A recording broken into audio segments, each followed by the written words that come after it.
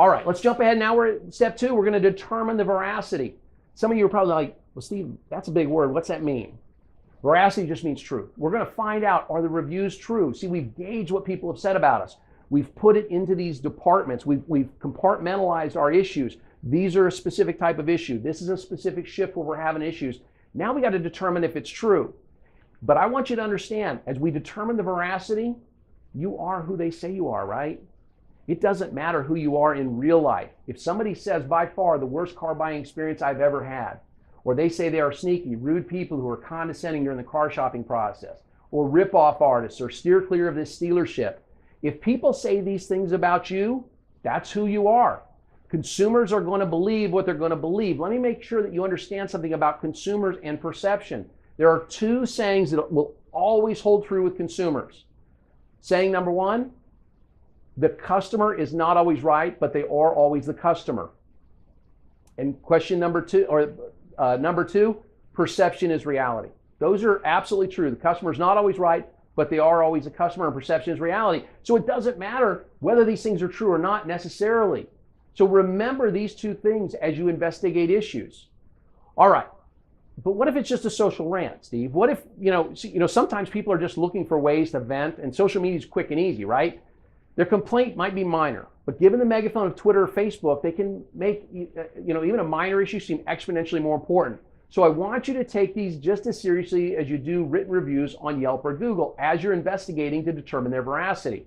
Now, did you group everything by type of review, by type of issue and department?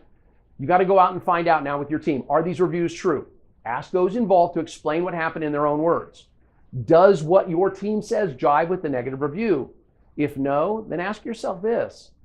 If my team says this happened and the reviewer said this happened, ask yourself, why would the customer lie? Because customers will lie, but I want to make sure that I understand.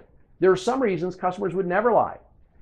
It's also possible in a lot of review situations to go ahead and ask the customer who left the review. Ask them to explain a little bit further. Ask them to name names if they didn't in the review.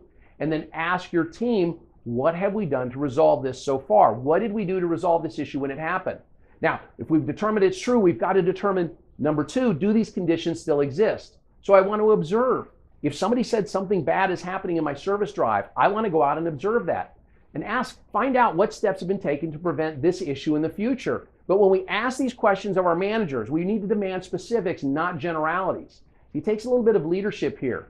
So when we ask them a question, hey, how did we resolve this issue? Or how did we resolve that issue? Okay? And they start to give you generalities. You need to learn 2 words in leadership. The 2 strongest words in leadership are show me. So a customer complained that the rooms were dirty in our hotel. Okay? She said there were roaches. And we'll see a review that says that later. And I own this hotel, and I go to the manager and I say, hey, what have we done to get rid of the roaches? And he said, well, we've had the exterminator in, and we do a daily check, and we found out there are no roaches. You know what I'm going to say? I'm going to say, great, show me. See, take me through the rooms. I want to see for myself, because I've got to understand that if I don't fix what's going on, if I don't find out that these things are true and that these things are being repaired, then I could be out of business. Remember, it just takes 1 negative review to lose 22% of our business.